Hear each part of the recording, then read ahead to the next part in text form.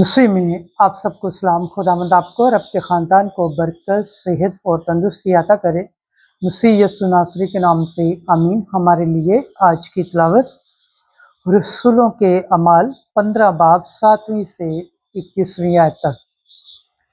मेरी राय ये है कि जो गैर कौमों में से खुदा की तरफ रुजू लाते हैं उनके लिए ज़्यादा मुश्किल नहीं बनानी चाहिए। खुदा बाप, बेटे और रूह कुद्दस के नाम से आमीन। उस वक्त जब बड़ी बहस हुई तो पतरस ने खड़े होकर उनसे कहा कि ऐ मर्दो भाइयों, तुम जानते हो कि पहले दिनों में खुदा ने हम में से मुझे चुना कि गैर कौमें मेरी ज़ुबान से अंजील की बातें सुने और ईमान लाए।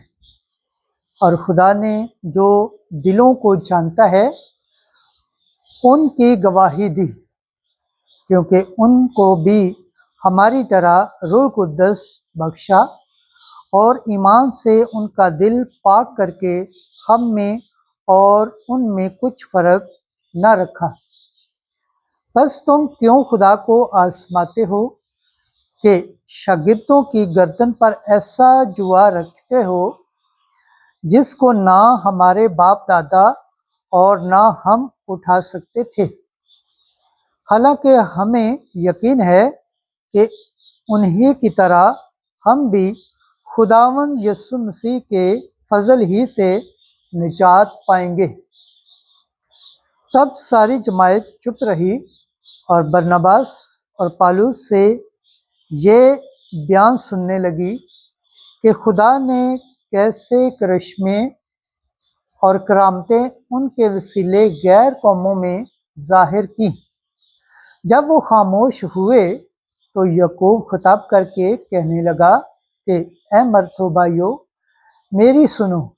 शमाउन ने बयान किया है कि किस तरह खुदा ने पहले गैर कौमों पर नज़र की कि उनमें से एक उम्मत अपने नाम के लिए चुनी, और अंबिया की बातें भी इसके मुताबिक हैं। चुनाचे लिखा है कि बाद अज़ां मैं फिर आऊँगा और दाऊद के गिरे हुए मस्कुन को इस्तिहादा करूँगा। मैं उसके रहनों को मरम्मत करूँगा और उसे दोबारा नस्ब करूँगा, ताकि बनी आदम का बकिया यानी वो सब अक़वाम खुदावंद को तलाश करें जो मेरे नाम की कहलाती हैं। यूं वही खुदावंद फरमाता है जिसने इब्तदा से इन बातों को जाहिर किया। बस मेरी राय ये है कि जो गैर कौमों में से खुदा की तरफ रुजू लाते हैं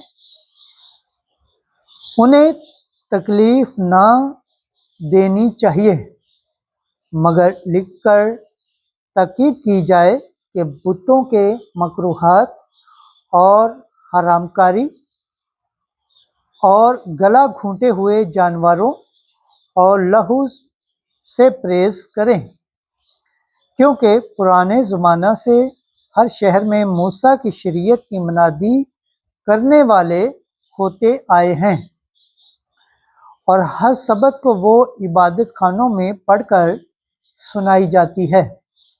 पाकलाम के पढ़े और सुन जाने पर खुदावंद की बरकत हो, खुदावंद का शुक्र हो। आमीन। आज का ज़बूर पढ़ा जाएगा, ज़बूर 95 पहली आयत से 3री और 10वीं आयत तक। जमाती जवाब। सब उम्मतों में उसके अजीबात बयान करो। हालेलुया। ऐ तमाम ममालिक, खुदावंद के लिए गाओ, खुदावंद के लिए गाओ, उसके नाम को मुबारक कहो। जमाती जवाब।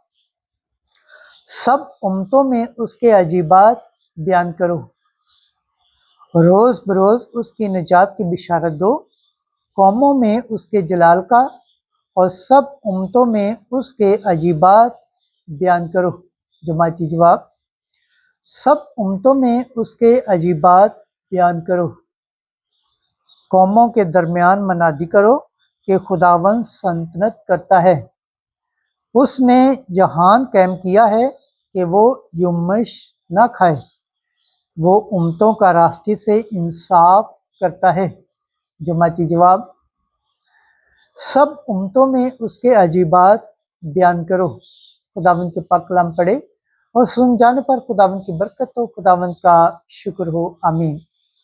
نعرہ حمد: ہاللویا، ہاللویا، ہاللویا۔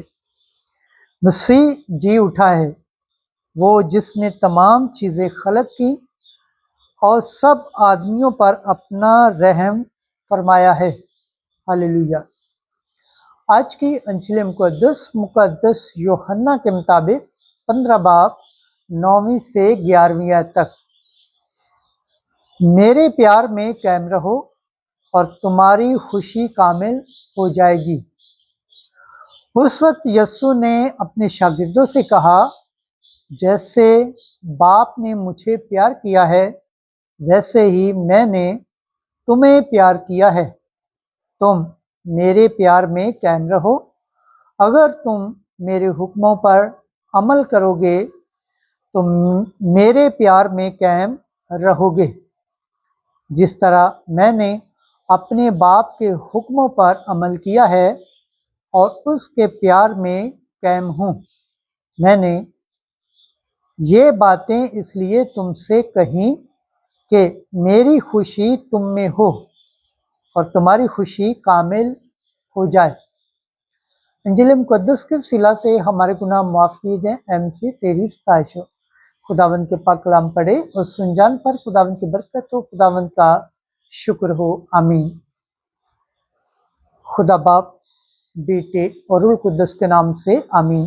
عزیز دوستو، آپ سب سے گزارش ہے اس چینل کو زیادہ سے زیادہ شیئر کریں، لائک کریں، سبسکرائب کریں اور کمنٹس کریں اور بیل آئیکن کو پریس کرنا نہ بھولیں تاکہ ہر آنے والی ویڈیو کا نوٹیفیکیشن سب سے پہلے آپ تک پہنچے۔